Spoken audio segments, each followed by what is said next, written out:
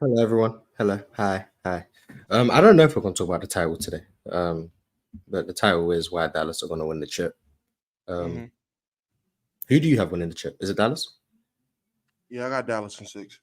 Okay, so you can say why you got Dallas in 6, and then we can invite people up here, and then we're going to play back today also, by the way, so we can watch whatever we want to watch. No rules, but yeah, Doma, Dallas, why? Being 100% honest, I don't have any logistical basketball reasons behind why I'm picking Dallas. Absolutely fine. I will be so honest. I'm not gonna sit here trying to act like, oh yeah, man, the defensive strategy for Dallas plus the offense. I'm not gonna act like I'm gonna do that with y'all. No, I'm gonna be honest. I'm taking Dallas because I like Luka more than Jason Tatum. I like Kyrie Irving more than Jaylen Brown. I like Jason Kidd more than Joe Mazzulla, and I like the Mavericks more than the Celtics. And I have a bias against the Celtics. I do not want them winning ring 18 before the Lakers. So it doesn't matter who would have made it out the West. I would, except the Nuggets. I probably would have picked the Celtics over the Nuggets just more biased towards them. But that's really wild. But nah, on some real shit, I genuinely don't trust. I don't trust Jason Tatum. I really don't. Like, I don't trust Tatum. The Celtics are obviously, I think they're a super team. A lot of people don't agree. They're a great team, but I feel like when it comes down to it, when you're winning a championship, for the most part, it's about that guy in your team. And if we're talking about aura, who has it more than Luka? Let's be honest. Like, come on. And that's really why. Yeah, that's really it. So aura, hate for Boston, and not trusting Jason Tatum. Absolutely nothing basketball. Those are the 3 valid reasons, in my opinion. I think Dallas absolutely clear in the aura department. Kyrie got the aesthetics aura. Luka got aura in all departments. And I mean, like, Derek White just has negative aura. Like, let's be honest, especially going bald. Yeah, Derek White has negative aura. Like even just the lobs have aura. Like, so you got that. Then obviously not trusting Jason Tatum. I mean, I think it's fair to say Luka performs better in the playoffs than Jason Tatum. I think that's fair. And who really likes Boston? Right. Outside of people in Boston, no one should really like Boston. And racists. Like, so like, yeah, so like, I understand. I obviously have been wrong in all my predictions. So I obviously am aware of the Mars jinx. So I'm picking Boston in 6, hoping that obviously we can flip the script. So yeah, I'm with you, really. I'm with you. Yeah. Dallas in 6. But I'm gonna say if there was a reason to pick, you wouldn't have basketball reasons to pick. It would just be some non-basketball stuff. Yeah. We don't like everything Boston related, in my opinion, it points to Boston. So I don't want them to win. So it needs to be outside of basketball. Like, I don't know what to tell you. It needs to be outside of basketball. When it boils down to it, if we're gonna be logistical about it, it's hard to not pick Boston when it comes to basketball reasons. And I don't want to pick Boston. So I'm not gonna lie to you people. I would never the last thing I want to do is sit up here and lie to y'all. What do I look like? Kendrick Perkins? No, I'm not gonna lie to y'all. By the way, this is not a robe. This is a Sandlot jersey.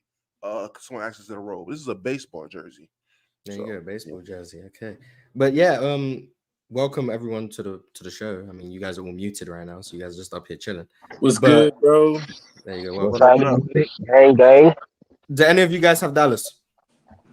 Oh yeah, Dallas. Sure, Dallas. There you go. Why do you have Dallas? I mean, I got Dallas because I've been a Luka stan, and also because I just don't like Boston. I just don't like Boston, man. So I'm choosing Dallas all the way. And I mean, it's really not even basketball reasons. Like, if I was to really think about it, Boston's probably gonna win in 5. But I don't like Boston, so Mavs in 6. Feel me? Yes, I can't knock it. Awesome. But Mars, I was watching like some old episodes and stuff, and I seen that you said that you have Draymond over guys like T-Mac, Kyrie. I said T-Mac's name? Genuine, I said T-Mac's name? Damn. And Melo. Yeah, Mars is out your mind back there. Somebody else. I remember saying Melo because I remember seeing the clips. I said T-Mac. if Kyrie and them, like, well, even after this playoff series, if Kyrie and them wins the chip, would you still say that Draymond is a better player than Kyrie? I think I said like a couple months, not a couple months ago, a few months back, because someone asked me about the Melo thing. I've changed my mind on a lot of things I've said a few years ago. So I don't even think I still stand on that today. T-Mac is insane. I don't even remember saying T-Mac. I swear you did, bro. I swear. Yeah, like if you said I did, I'm not gonna be like, no, you're lying, because I don't remember saying it. But I don't think you just randomly make it, because I remember saying Carmelo. I don't even remember saying Kyrie, but I remember saying Melo. So if I said Melo, I'm assuming I probably did say those guys too. I don't believe that. I don't believe that right now. I mean, well, I definitely don't believe it with T-Mac. Carmelo and Kyrie? Maybe. But I don't believe it with T-Mac. But Kyrie? Maybe. I could still convince myself of Draymond. Peak Draymond. I could. But I don't think my opinion on that would change with Dallas winning this year. I don't think it would change. I've thought highly of Kyrie for a while. So I don't think this is going to do anything for me. I just don't remember saying that. So, yeah. But I still think I could convince myself Draymond at his apex was better than those guys, except T-Mac. I do think I could convince myself of that. But it would be the same reasons I said back then. So wait, you keep saying except T-Mac. Do you have some bias for T-Mac or something? Like, what's going on with that? Well, T-Mac, I think, is just better than Kyrie and Melo, but he is also my favorite player ever. So you could call it bias. Okay. I do think he's just better than them, which I don't think should be a hot take. But I do think T-Mac is just better than Kyrie and Carmelo. Unless people think that's a hot take. No.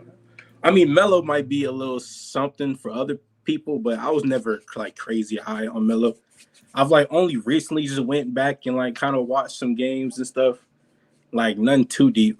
But I actually like Melo's game a lot more than like people like Kyrie and T-Mac. I just kind of like whenever I watch Melo, I think he's gonna miss the shot, but it looks nice. You know what I'm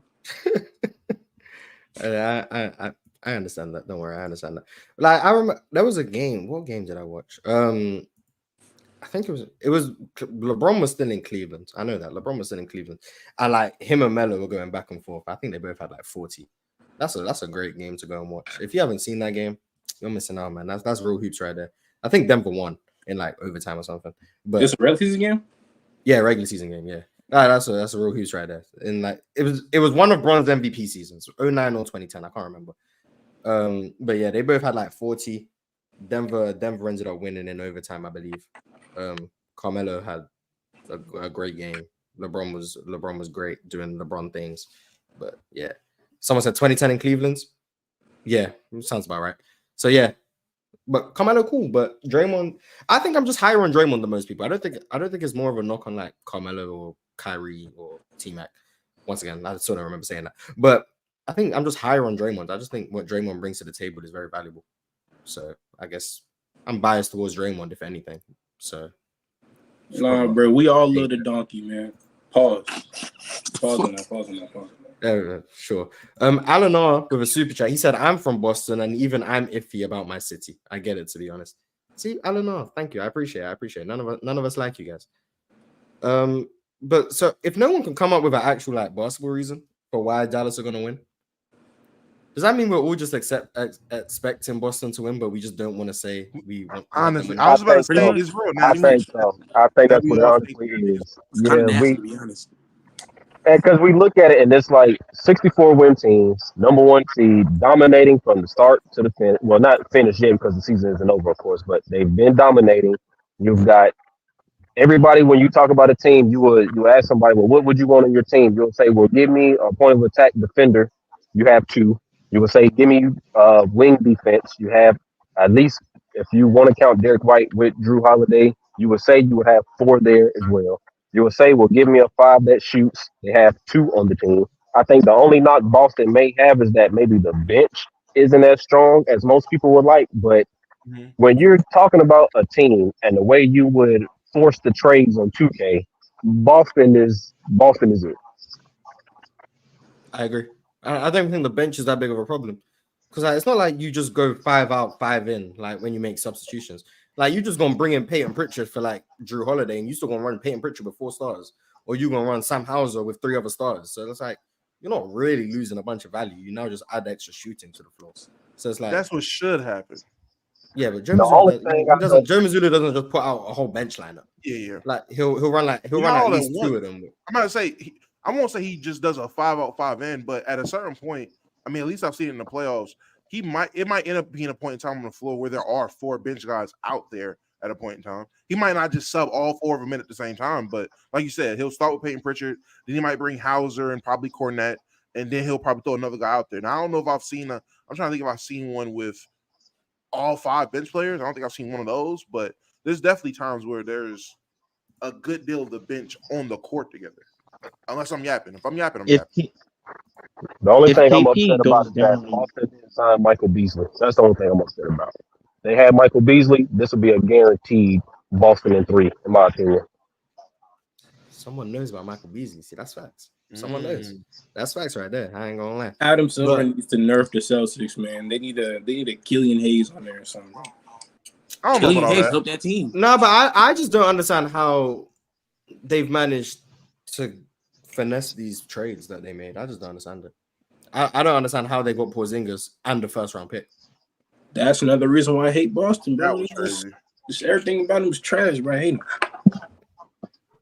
Too many good things Congrats. happen in Boston, bro. It's so nasty. But finessing the Nets since forever. I can understand why Boston fans don't like us. I can also understand that. Was the 1st round from Memphis, or did they didn't get a 1st round from Washington? The 1st round pick came from Memphis, right? In the Marcus Smart, because it was a 3-way trade. Because Marcus Smart got sent to I'm Memphis. pretty sure Washington gave up a pick, but I might be wrong. Like I might be wrong. I say Tyus went from the Grizzlies to the Wizards to Washington, yeah. So I'm trying to figure out how did they get where did the 1st round pick come from? Because I don't think they got a 1st round from the Wizards and KP. I think the 1st round came from the Grizzlies for giving them Marcus Smart, and then Tyus going to the Wizards. Somehow they got somebody else too to get KP to Boston. So Porzingis trade, part of a 3-team trade, traded by the Wizards to the Celtics. The Celtics traded Marcus Smart to the Grizzlies. The Celtics also traded Danilo Gallinari, Mike Muscala, and Julian Phillips to the Wizards. The Grizzlies traded the Marcus Sasser pick and a 2024 1st-round pick to the Celtics. And Memphis traded Tyus Jones to the Wizards for a 2023 top 4 protected pick. So the pick did come from the Wizards. From the Grizzlies, I mean. From the Grizzlies, yeah. Okay. So basically, if I'm reading this correctly, Boston gave up Danilo Gallinari, Mike Muscala, Julian Phillips, and Marcus Smart for Porzingis and the 1st-round pick. That's crazy. Man. Fleeced. I think it's more crazy in retrospect because going back to that time, no one knew that Memphis was going to be a high-end lottery team or a middle-of-the-way lottery team. They were still expecting to get Ja back and still trying to make a push for the playoffs. No one thought the Ja was going to get hurt. And I guess to justify it, I mean, the protected pick from the Wizards, which anybody with a brain, I mean, that was a protected 1st, right? Like, yeah, I don't know why they expected or they would think that they were going to finish anywhere outside of the bottom 5. But hey, it is what it is. It's the ping pong balls. It makes more sense last year than it does now today, seeing how everything unfolded, in my opinion. Like going back to then, that pick wasn't as valuable as it is now. Now it's a 2024, 2024 1st-round pick. That pick's a lot more valuable now than it was back then. Yeah, but like still, the Celtics got, in my opinion, undoubtedly the best player in the trade. Easily. And came out with a 1st-round pick. Meanwhile, the Wizards gave up the best player in the trade and got back Danilo Gallinari, Mike Muscala, Tyus Jones, and Julian Phillips. Bad franchise. And a pick. Bad franchise. Because you already had your set duo and the Kuz and Poole. So you didn't need but It's extra. a terrible duo. You didn't need What? Poole and Kuz? I'm not trying to hear. Does anyone know what they traded? Does anyone know what they listen, traded to get Drew Holiday? What did they trade to get Drew again? Yeah, man, we don't need Porzingis. We got Poole and Kuz. Yeah. They traded. I know they traded Robert Williams. Who else did they trade? Brogdon was in the trade. The Drew Holiday trade was Malcolm Brogdon, Robert Williams, a 2024 first round pick, and a 2029 first round pick. The 2024 pick is conditional, I think, and Portland got a trade exception. So Brogdon, Robert Williams, and 2 picks for Drew Holiday. Our future is cooked. Terrible. Damn, I forgot Memphis is actually a good team. Yeah, our future is cooked. Man. No, it's not. Your future is Jason Tatum, Jalen. I mean, like for picks and stuff. It's It'll be all right. Yeah, we're not about to pity the Boston Celtics future. I'm not gonna lie. Yeah, it's just gonna be another blockbuster trade, bro. Don't worry, man. Yeah, you was really relying on back end first round talent to make up everything. You was banking on that for the future. Yeah, No, I just thought we don't have a lot of picks right now. It's particularly first rounders. Yeah, but y'all don't. We don't really need now. Yeah, they're good. The Celtics' future, they have a first round pick this year. They have their own pick. Next year, they have their own first round pick. They also have a second round pick. They have their own first round pick in 2026, and they have a second round pick, and they have their own 2027 first round pick. You have all your first round picks, so it's a real. You just traded other teams' picks to get these players. You still kept. Yours. Never mind then. So I guess we're good then. You guess. That's good. It's perfect. Boston are literally living off nothing. All they've done is give up their own second round picks and first that weren't even theirs. And to act like y'all not gonna still finesse somebody when y'all decide to break up the band. I can see somebody giving y'all a first round pick for Derek White in the next 2 years if y'all do trade him. I can see somebody giving y'all a first round pick for Porziņgis in the next 2 years if y'all trade him. The only way this doesn't happen is if you hold on to guys longer than you should have. And with the Celtics, I mean, unless your name Marcus Smart, I don't think they're gonna hold on to you longer than you. They quit to get rid of you. Yeah. Yeah, Boston are chilling. They chilling. I'm not happy about it, but they chilling. They found themselves in a very fortunate situation, and hey, congratulations to Boston, I guess. Yeah, must be because of the organization or the city that people don't like. It cannot be this dreadful talking about the Boston Celtics about to win a finals championship. It can't be this bad. Who got them about to win? I don't got them about to win. I got them losing. So, yeah, me too. I got Dallas winning, buddy. Come on, y'all. It can't be this bad, man. Do you got Boston winning? I got Celtics in 5. Yeah, I think they're gonna win. I think they're gonna win. Wait, do you want Boston to win? I'm a fan. I'm a Spurs fan, so I don't really care about Dallas, and I'm a Duke fan, so it'd be good for Tatum. But okay. So yeah. But I mean, ultimately, it comes down to I'm a Spurs fan, and I can't stand Dallas. So that makes sense. That makes sense. I mean, technically, I should feel the same as a Houston fan, but I'm not actually from Texas. So, do you think Al Horford will be playable? That's why I don't trust Tatum. That nigga did go to Duke.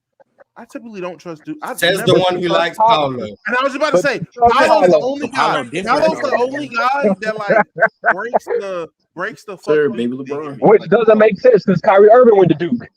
And Derek Lively. So they have twice the bad luck as much as Boston. Kyrie did go to Duke, but I guess the 11 games.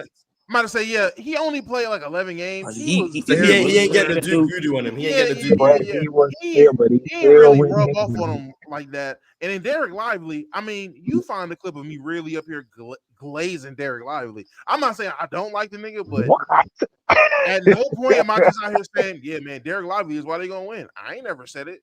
Found the clip. Oh, that's the okay. I see you, Dabo. So you be giving respect to Zion? You be working with Zion? Well, this is all going to be so crazy, and I know it's going to sound like it's made up, but it's really not.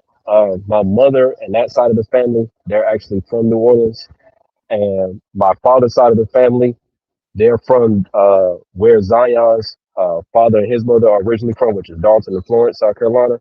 So yeah, and then they have Brandon Ingram down there in New Orleans too. But I'm being so serious. It's odd that you asked me that question because it is really crazy how that works out. But Yeah, I do hope that things work out for Zion, but not more than the Spurs. Oh, pretty much is like if it goes Spurs, then the Duke players, and then that's it. So once Jason Tatum leaves Boston and comes to San Antonio, it'll be pretty much a wrap. So that's Jason never Tatum going to San That's Antonio. never happening. That's never Okay. happening. Well, hold on now. I mean, if the reports are true, hey man, that boy Wemby is attracting everybody. Like word around the league is man, who everybody don't want to play with Wemby? Thank Yeah, you, who don't want to play with Wemby? Everybody trying to get entire shit. And I'm not joking. Hey, the rumor is anybody wants to play with Wemby. Now, why? I have no idea. They're taking less money to play with Wemby. What do you mean why you don't know? Every guard wants to go to San Antonio. I mean, call it what you want, but I mean, niggas was not rushing to Cleveland to play with LeBron. So I swear, bro, this is crazy. Because Wemby has different motion. I don't know what to tell you. Wemby has different motion. That French motion is different, Damo. Yeah, we gonna act like Wemby motion ain't next level. You see, they trying to get Sar, right? They trying to get Sar and Wemby pairing together. If Embiid wouldn't have punked out and he would have actually played for France in the Summer Olympics, you got Embiid coming in as this generational rookie, and then him helping France to beat Team USA for the gold medal in the Olympics this year. Oh man, it would have been. I'm not worried about them right now. I'm more worried about them in 2028. That's when I'm be really worried about France. I'm not worried about France right now.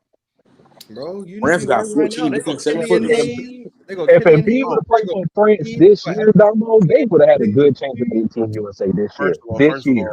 Embiid on one knee, baby Wemby, Baguette Biombo, Killian Hayes. I'm not sold. First and foremost, Killian Hayes highlight film.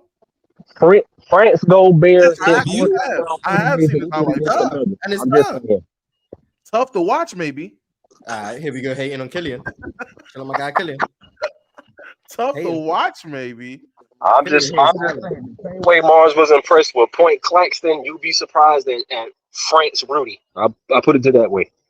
I wasn't impressed by French Rudy. Either of the times I've seen him play international ball, I was never impressed. I was looking man. You didn't see the playmaking off the DHOs? Is French Rudy just summertime Ben Simmons? Don't look like that, Tomo. Nigga gets Rico Hine runs freedom, and then I'm supposed to be like, oh yeah, Rudy different. No, nigga, they just letting him do what he wants. Listen, I'll put it to you this way. Maybe there's something to what Chilltown and Ox has been saying. You give Rudy more touches, give him the ball. He starts hitting fadeaways in the playoffs. That's all I'm saying. I've seen what it looked like this playoffs when they start giving Rudy more touches. They start giving more touches in that elimination game. In that last game they played, they started giving. It was too much pressure. And he was getting buckets in the first half. I knew then when he ended the first quarter with the most shot attempts. I was like, yeah, they're losing this game if Rudy is out here taking all these shots. That's because you got to get Cat out of there. That's all that is, Dom. Need some help for real. Get Cat out of there. Get Rudy the ball. I think they need to trade and Cat. Just build around Rudy. Facts. I gotta get a real point guard on team. Yeah, like you get Rudy a real PG who can throw him lobs. That's a top 10 offense in the league. And you already know. Conley? Nah, real point. Trae Young. But like he could play defense. You get him that. That's 22 points a game. That's 22 points a game. That's 22 points a game. Then you already know you're gonna have a great defense because Rudy's the 4-time defensive player of the year. 23 points. Next year. Thanks.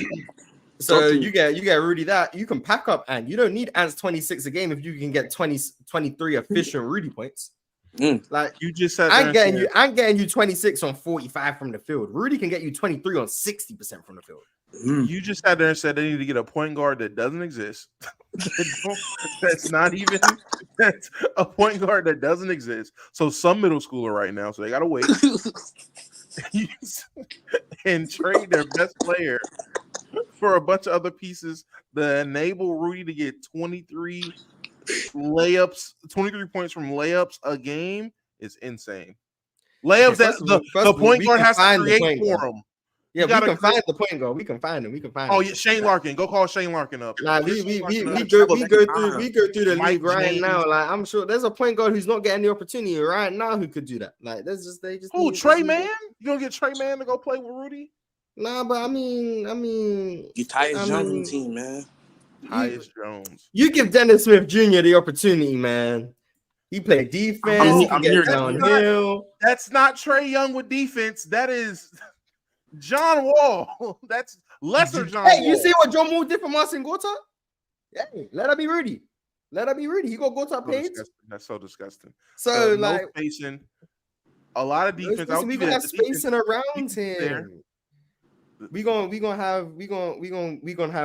gonna keep Jaden McDaniels for the defense, and then we just gonna put 3-and-D guys. We'll bring back 2016 Clay. We'll pay him in free agency. He's gonna be motivated. Yeah, he's gonna be motivated. And then at the 4, I mean, maybe you keep Cat, but probably not. How you feel about keeping Nas Reed? Trade the best. Reed, yeah, Big Jelly at the 4. Big Jelly at the 4. This is a great team. Trade the best shooting big man. Talking about, we need spacing around him. So trade the best spacer on the team. That could be Big Jelly if you got the opportunity. I hate you so much, man. Listen, can I ask a real question now instead of playing hypothetical land? What here we go, hating. The Timberwolves should do? All right, so I know y'all seen that the Atlanta Hawks, and I think this is just bait. This might be bait or smoke and mirrors, but I was convinced that maybe there is some validity to this because of where the Hawks have been the past couple of years. They weren't expecting to be this high in the draft. The Hawks are interested in trading the number 1 pick to the Spurs to get their 2 first-round picks so they can move down to take Donovan and take another player to add on the Hawks. If that is true, who do you think the Hawks should take? At 4 and 8? At 4 and 8, yes. Okay. So at 4, I think I heard, and this is surprising to me, and I'm hoping Piccolo is in the chat because he's the Portland fan. I heard Portland wanted Donovan Clingan. And they were willing to move up to get him. Yeah, which is crazy. Because I thought they liked DeAndre Ayton. Now, me personally, I don't, but I thought they liked him. So hearing that they want a big like Donovan Clingan is interesting to me because then my thought process was you could get Donovan Clingan at 8 or 9. I was thinking he would be available by the Memphis pick because I didn't think any other team above would want him. But if Portland want him, you'd have to take him at 4, which I think is crazy high. So then at 8, I mean, you don't need a point guard because you got Trey. So then you probably need a wing. And I don't know, Buzelis if he's available, Ron Holland if he's available. Because you probably want to put defense around Trey. So you probably go with one of those 2.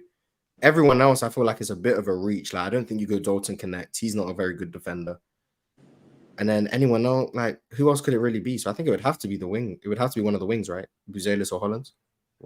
Yeah. If they're available at 8. If they're available. Oh, Cody Williams. Yeah, Cody Williams. Cody Williams, that makes sense. Okay. Anyone else doesn't really make sense to me. I did hear the Portland thing, and it made 0 sense until I really thought about it. They did like DeAndre Ayton, and then they spent a year with him. And now they're talking about trading up for a center. So either they don't like Ayton or they really are ready to get rid of Robert Williams. Because I forgot they had him because the injury. Robert Williams was someone I was thinking maybe we could go and get if we wanted to gamble on his health, but then we went and got in Ayton's defense, he didn't have a bed for almost half of the season. So I think now with the bed, we give him a full season and we see what DeAndre Ayton could do. I don't think that's fair that we judge a man that's not getting proper rest. I don't think that's fair. I do agree. Because if you look at the box score, pre and post beds, why didn't DeAndre Ayton look different? I ain't gonna lie. Why didn't this nigga have a bed? He was saving money, Damo. He was what? He was saving money. On a bed? Yeah. With the money post bed, DeAndre Ayton was 21 and 12. Post bed. I'm not gonna lie to you. I'm not gonna lie to you. I have very hard times trusting any nigga making that much money that they're making financial decisions based off of getting a bet or not. There are so many other things I feel like you could have bargained your money for or played Mr. Krabs, Terry Crews from Everybody Hates Chris. You could have been Julius anywhere else. A bed, my nigga? As a professional athlete, he fell into the porn star trap. The 27 games, the 27 games pre-bed, DeAndre Ayton was averaging 12 points. Damn, nigga. On 53% shooting. And he was only taking 1.4 free throws a game. Post-bed, late January, post-bed, and taking out the one game against Houston where they shut him down in the second half because the season was over. 21 and 12 on 60% shooting. 27 game sample size on both sides. Pre-bed, post-bed. He doesn't get to the rim. He got traded in what, July? Yeah. So from July to December, this nigga just didn't get a bed. And I'm supposed to trust him? Yeah, I'm with Portland. Let's go ahead and trade. But he got a bed now, though, but now he's got a bed. He's 21 and 12. Nah, wait, that doesn't make sense. Don't they be staying in hotels when like they travel and shit? Yeah, so he was just choosing to sleep on the floor. There he go. Nigga just sleeping on the floor for the grind. He was choosing to sleep on the floor, bro. Nah, that's crazy. I ain't gonna lie. Bro, respect DeAndre Ayton, man. Not with a franchise, bro. Nah, I don't. Got a bed now. Listen, we can't determine that man's priorities for him. If he figured that it would be better for him not to sleep on a bed, in the then hotel, that was his choice. That was his That nigga choice. had a Ferrari in Portland, and I'm supposed to feel bad because this nigga chose not to buy a bed. the bed is right there, and he's sleeping on the floor. Nah. But the bed wasn't for him. He got custom Ferrari, Damo. Come on, It's not about sleeping in a Ferrari. Why the fuck? If you worried about saving money, why do you have a Ferrari? I gotta drive to the game, Damo. Yeah, you could have drove in the game. Just He's like trolling. you sleep on the floor, you could have drove in a fucking Camry. Like, what are we talking Hop in that about? Honda Civic. Camry ain't that cool though, Damo. I'm dominating. You know what else ain't cool? I'm the number one pick, Damo. What I look like riding around in a Camry? And what did you look like as a 7-footer on the air mattress? What did that look like? How many people did he allow in his house to see him sleeping like His that? feet, they I had to let the people who go through the struggle relate to me, Damo. I don't really think you're truly understanding DeAndre Ayton at this time, Damo. And I don't like it. You're being I don't think Portland is either, which is why they're going What's his for contract? a white center. You know how bad it is? A max contract for the next 5 years. They go for your exact opposite. They go from big 7-foot African American, offensively gifted big man to give me the exact opposite. Big white defender. I'm sick of this nigga. That's how bad he was. That is how bad. For what is worth, DeAndre Ayton is from the Bahamas, but yeah. Oh, geez, he's not even one of us. Yeah, fuck him. Get him out of here. Get him. I didn't even know he was, Bohemian. Bahamian, I think. Yes, Bohemian. Oh, I went to a Trailblazers game. He only shoots like middies, bro. It's crazy. He's strictly just face up 15-foot jumpers, and the defensive effort is egregious. But hey, 21 and 12. Knees hanging off the air mattress is crazy. Feet dangling, not even dangling, just on the floor. This nigga's feet are on the floor while he's. I'm not gonna lie. I think you're underestimating the value of a good night's sleep. I'm gonna be honest. I think. No, it's not that. It's the fact that he's like willingly choose to not get a good night's sleep. You know what I'm saying? Nah, he couldn't find a good bed. Right. You gotta get a custom-made bed. Was that the problem? I thought that he just wasn't sleeping on a bed. I just thought like that was just his thing. It's because he couldn't find a good bed. I mean, a bed for a 7-foot is hard to come by. You know what I'm saying? So I ain't gonna lie. No, it's not. He had to just. No, it's not. Yeah, I'm 6'5". All you gotta do is buy a California King. I get a California King. I can roll in that bitch 3 times. I don't know what you're talking about. It's very easy. Yeah, but it's different. It's different for us. It's different though, man. It's different for us as 7-footers. Yeah. Us. It's just different. Like you just wouldn't understand unless you walked in our shoes. Like you just wouldn't get it. All you gotta do is pull up that episode of Cribs where Shaq talked about what size bed he had. Boom. There you go. Yeah, but Shaq's 7 foot and our 7 foot is different. We carry it different. Facts. Y'all carry the height differently. I hate this trolling that shit.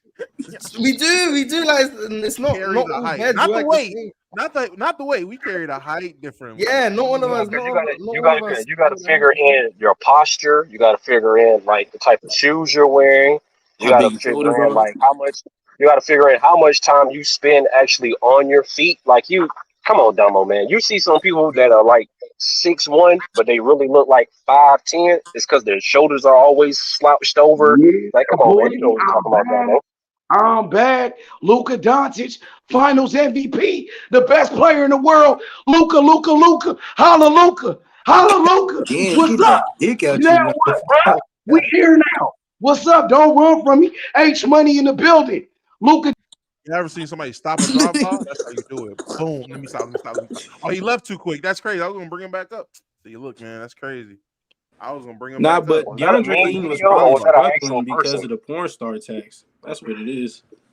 They all porn stars. I mean, yeah, you gotta remember he had to have a bed that fit his 7-foot frame and the porn stars. So like, that's difficult. Like that has to fit multiple people. So that's another thing he has to struggle with. So I feel for him. I'm with you, DeAndre. I'm with you. Portland, go ahead and trade up. At first I thought, it made absolutely no sense for Atlanta to trade that first pick. Like, man, what are you doing trading down? Then I was told, we're talking about a team that for the past 2 seasons, outside of this year, past 2 seasons, they were a playing team, playoff team, things of that nature. Like, they weren't even prepared to be in a situation to have the number 1 pick. So they probably didn't even scout Sarr how they should have. They probably weren't thinking to be in a position to take a 1, 2, or 3. So they were probably scheming to have a 4, 5, 6, 7 type of a pick and getting that first pick instead of just going through the headache of fucking up everything they had planned. Fuck it. Let's get more bang for our buck. We can get 2 picks for the price of 1, especially in a draft class where a lot of people aren't confident in the number 1 pick. You're hearing people say, oh man, number 1 pick this year is like the 13th pick in any other year. Like, you got that going on. I'm like, hey, you got the first pick this year. That's like getting Tobias Harris. You got niggas saying shit like that. Why would I take the first pick? Like, I might as well trade down to get more picks. Like, this is crazy. Yeah, I heard Risa Shea is going no lower than 2, which is crazy. Insane to me. I don't know who's Risa Shea's PR team, but they're doing some great. They're doing a great job. I don't get it at all. I don't 5. Yeah, I'm missing something with Risa. I think he's cool, but the idea that like if he's available at 2, Washington just aren't passing on him. Maybe that scouting team is seeing something different to me. I don't know. This is why I say I don't know where these niggas finding these. Like, I don't know how you get this job. I need to go on Indeed, I guess. Like, I gotta sign up to be a fucking NBA scout because that has to be the easiest job in the world because you can just come back and lie. You spend a whole year traveling, going to watch basketball, getting paid to watch motherfuckers play basketball. You can just come back and lie about what you've seen all year, and niggas will go with it. Crazy. Yeah, Darko got picked. What's the guy's name on Twitter? Gavoni, I think his name. Jonathan Gavoni, I think his name is. He been doing this Risa Shea propaganda all year. He's had him like number 1, and I'm like, I think he's like part of the reason why no one seems to be questioning the fact that you have a 6'10" guy whose only real elite skill is shooting catch and shoot jumpers. Mm-hmm. And we're talking about him like he's a number 1 pick. And it's not like he's a movement shooter. He doesn't even shoot like coming off screens. It's literally stationary catch and shoots. That's the only strong skill. Did he do anything at the combine? Any shooting, any drills, anything? He wasn't there. He's still playing playoffs in France, where he's been okay. Like, he's made his shots, he's been knocking down threes and whatever. But like, he doesn't have a good handle, especially in the half court. He's not much of a playmaker. His defense isn't anything to write home about. He's a solid team defender, but he's not great. You take an MPJ at 2 is crazy. But he doesn't shoot like MPJ. This is disgusting. Like he shoots like he has, how do I say this, Robin? His shot profile is PJ Tucker. Catch and shoot. Not come off a DHO and pull up. No, catch and shoot. That's it. Like, that's the only thing he does at a high level. He doesn't attack closeouts at a high level. He doesn't drive to the rim at a high level. He doesn't pass at a high level.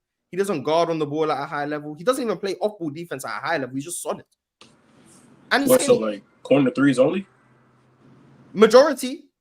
So Trevor Ariza but worse. He's like. I disrespected Jabari Smith by saying that was Trevor Ariza. Risa Shea might really be Trevor Ariza. He's who you thought Jabari was. Like, Yeah, he might be. And I'm not saying he can't get better.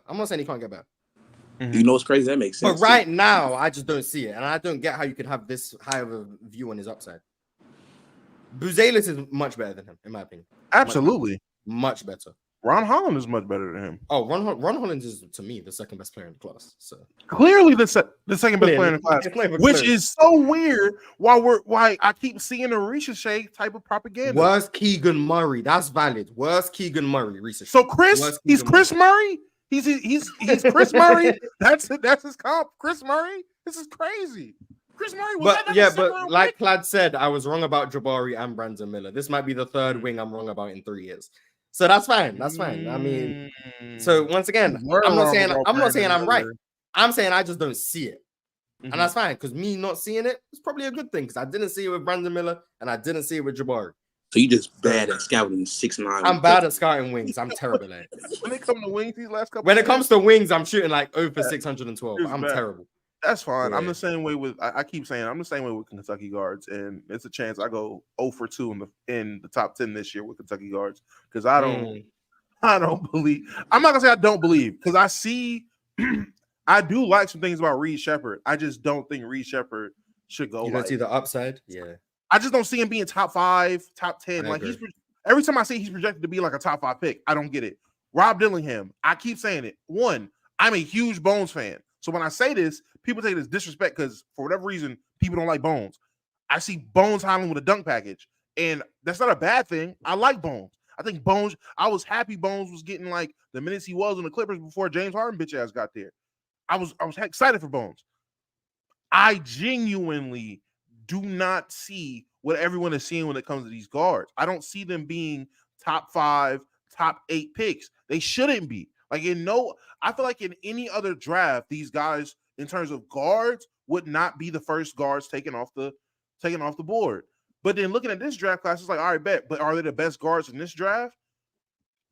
And I would still say both of them no. No, I'll say no. I'm gonna say both no. I can say Reed Shepherd could make a push for one of the better guards in this draft. I can give you that. Rob Dillingham, in no fucking sense of the word, is the second best guard in this draft. He might not even be top 3. I heard Topic has a partially torn ACL, so like he's off the list. He's falling down draft boards, which makes sense. I still think he's probably the highest upside guard in the draft, but like I'm still taking Stephon Castle over both of them.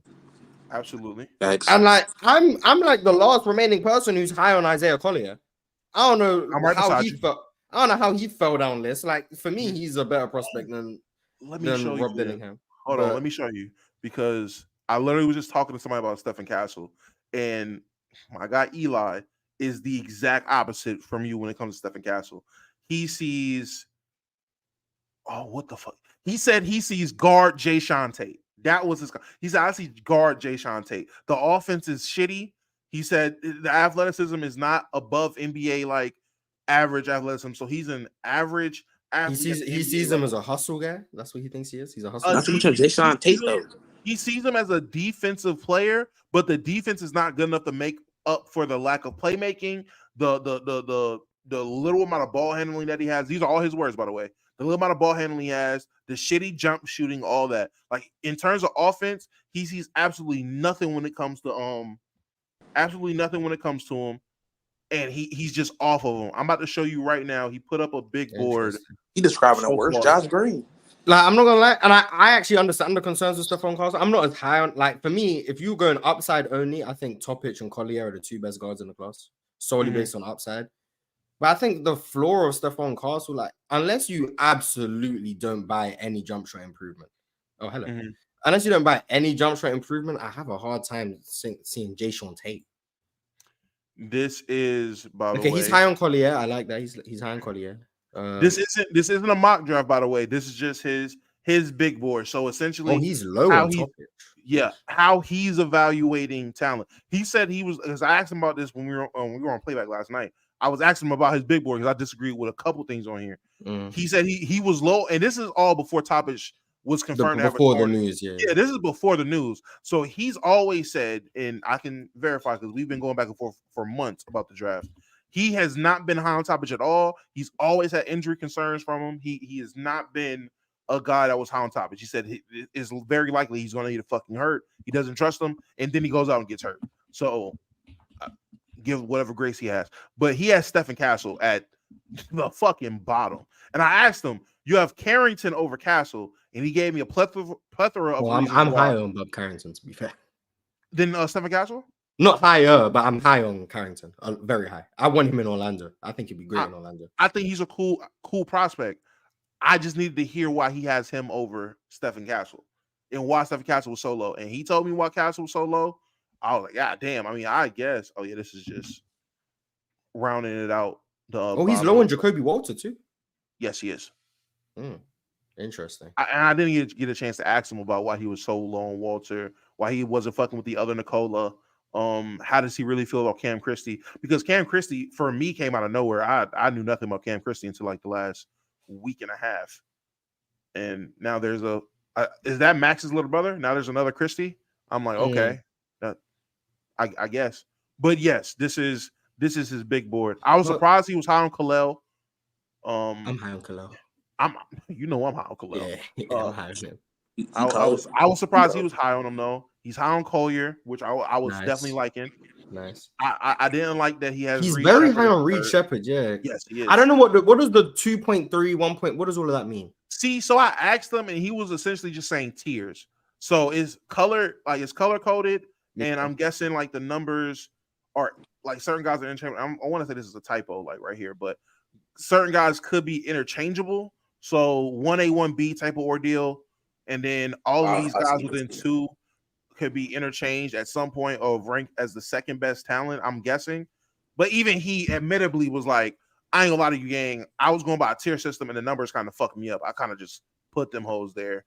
It says 1, 2, 3, 4, 5, and then goes, so 9, that'll be 10, that'll be 11. Tyler Smith would be 11, 3, 11. Okay, I get it. So, that's but yeah, Reed Shepherd that high is interesting. Like, I don't know his like everything, all his opinions. I like the top 2 being Ron Holland and Alex, so I think that should be consensus.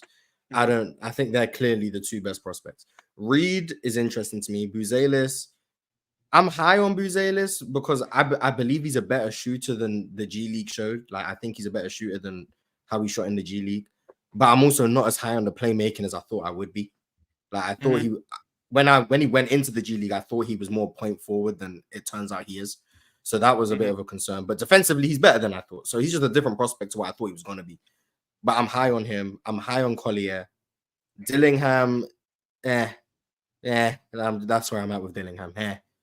Kalel, where I'm high on. Filipowski, I'm relatively high on. Defensively, there's questions, but I like his offense. Klingon, that's about right. I probably have him a bit higher. Cody Williams is another one I'm just not as high on. But once again, take what I say about wings with a grain of salt, I guess. I'm wrong. So, but I'm not high on Cody Williams. Tyler Smith in a different tier. I'm high on Deron Holmes. Reese Shea is about where I think he should be. That's valid. Bob Carrington, I'm high on. Jonathan Mogbo is someone I'm intrigued about. I don't know if I'm as high. I'm not as high as he is, but he's intriguing to me. And then Topic is like, he has a very low floor to me, but a very high ceiling. Like, if you believe in his driving game, which I don't know if I do believe in because I'm watching some of the film, and he's driving by some of the worst athletes I've ever seen. So like, I don't know how to feel about him because outside of driving, his scoring game doesn't really exist. Like, he's nothing to speak of mid-range float or anything like that. And he doesn't really shoot the 3 well.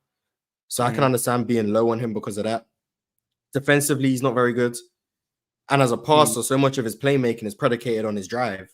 You don't have to respect his shot. And I don't think he can really drive by NBA level athletes with as much consistency. How much does that really move the needle? So, but if it does work out, I think he's top 4 upside in the draft. And then going down, Dalton Connect, I can understand the concerns. I just don't think he's like this far down. Like, he has an NBA skill set. I just don't think the ceiling's very high. But he can shoot, movement shooter, catch and shoot. He rebounds pretty well for his size. but he just doesn't have anything star worthy. He's not a good playmaker. He doesn't play defense. He can't put the ball on the ground. But as a role player, like just an Isaiah Joe type role, I think he can do that. So I don't know if that's worthy of 27. And then Stephon Castle. Someone said, "Oh, Mars is too high on Stephon Castle. He's Dyson Daniels."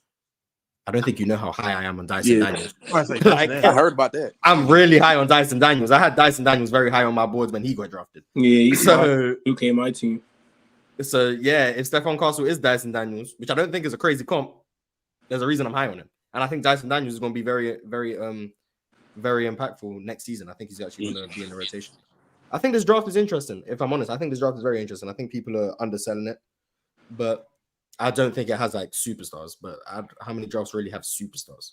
So I don't really think that's a problem. I think depending on the situation on like who they go to, particularly the top 4 picks, especially if we're saying that not really consensus, but if we're under the belief that that's mainly like Holland, Sarr, where we're going to go Ricochet and maybe Buzelis. I think it really will depend on like honestly that team that picks them and what type of role that they give them once they get there. Because like what Damo was bringing up, say Atlanta does try to give or trade away the 1 to the Spurs for 4 and 8. I think it'd be pretty interesting to see Sarr next to Wemby, given that Sarr is also a very good defensive player and being 7'1", and he will not be dependent upon to be a scorer early on in his career. And then with the Hawks, with them now having 2 first-round picks and them still up in the air really about what to do with DeJounte, I think that gives them room to decide who they really want as the big, whether it be Donovan, whether it be Khalil, and do they want to get another wing in there, or do they want to trade DeJounte away for a more proven wing and then get Trae Young more of a defensive young point, another guard. So I think it'd be really interesting to see what happens. But as a Spurs fan, I don't really think I want to make that trade because I'd rather keep 4 and 8 because it gives us better options as far as starting now building a team around Wemby, which that needs to be the number one thing that we need to be doing. I just want to say real quick to Brandon, I understand you're a troll. I just need to address this.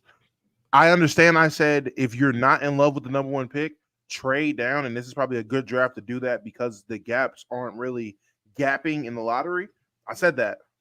I'm not in charge of Atlanta Twitter. I'm not in charge of what Atlanta's going to do. If Atlanta came out and said that, or if there were reports that Atlanta, who isn't in love with the number 1 pick, would trade down for 2 more picks in the lottery, I mean, if that, I don't know how that was a trash idea or a trash take when the team is actually reported to want to do that, which makes sense if you were prepared to draft in that 4 to 8 range anyway. I just want to put that out there. And just because this isn't football doesn't mean you don't trade down. You can still trade down depending on the draft and where you're trading down to. Obviously, you don't trade down from 1 to fucking 13 or 14 straight up. But if you can trade down from 1 to 4 and 8 in a draft where the gaps in the lottery are not gapping, I ain't gonna lie, Gabe. Just take the troll hat off. Stop sucking dick for 2 minutes, please. Anyway, go ahead, Mars. Yeah, I'm Domo's high on Alex Sarr. Me, I just don't like the offense at all with him. And next to Wemby, I don't know, like you have to believe in the jumper in some capacity, which is interesting because like Alex Sarr has shown he can make jumpers. For some reason, like Wemby, he shoots better off the dribble than off the catch. So I guess there's a reason to be intrigued. But like he's just bad around the rim. Like let me find the numbers, but he's bad at the basket. Like his touch isn't very good. He's very right hand dominant. He doesn't play through contact very well. He's not a very good rebounder. So like the intrigue of Alex Sarr is like apparent, like especially defensively. I think he's a very good, like he's 7'1" and can defend on the perimeter, like legitimately. He's agile, he's mobile, he can flip his hips, all of those things. Very quick-footed. Yeah, very quick-footed. But like all of those things and obviously he helps out rim protection and all those things. Like I can see the defensive intrigue. I just don't know if the offense is reasonable to assume it will level up to where like some people think he can be another Wemby. I don't think he's gonna be that. Like just looked it up just now. In the half court, he's shooting 40. Where is it? He's shooting 46% on layups. Like French Angel Reese. That's better than Angel Reese. French Angel Reese. I'd hope so. But you're 7-1, shooting 46% on layups in the half court. And like that's all right hand. Like he doesn't finish with his left hand too. So like the refusal to go to his weak hands, he's already not a very good finisher. Doesn't finish through contacts very well. Doesn't play through contact very well, period. Doesn't box out very good.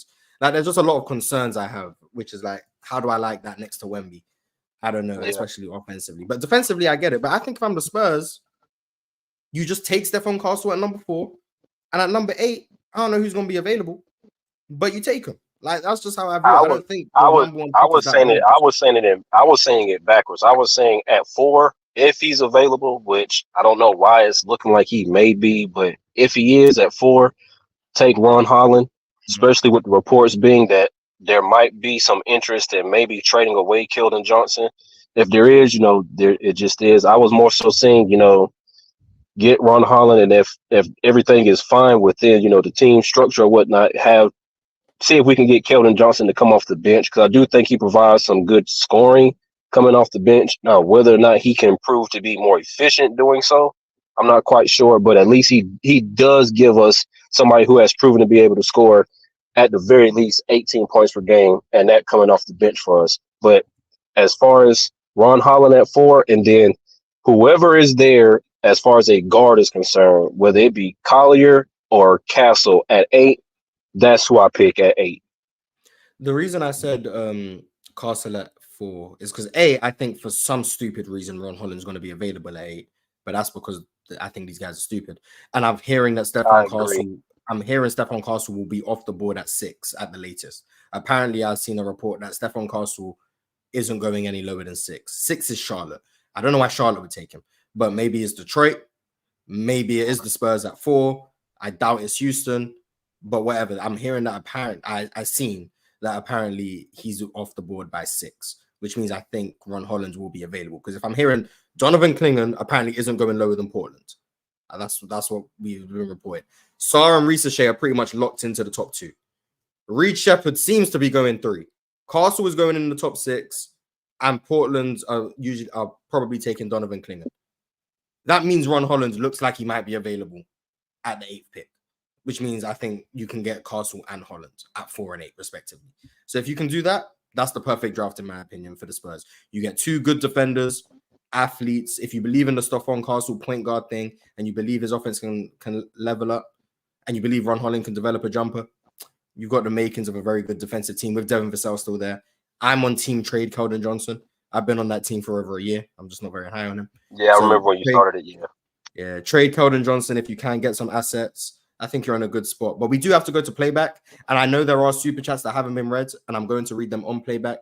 One of them is about best finals performances. We can actually watch some of them if we want to. So yeah, join us on playback. We'll be there for an hour. We can watch whatever we want. Thank you guys for watching. And I'll see you guys in about 25 seconds. So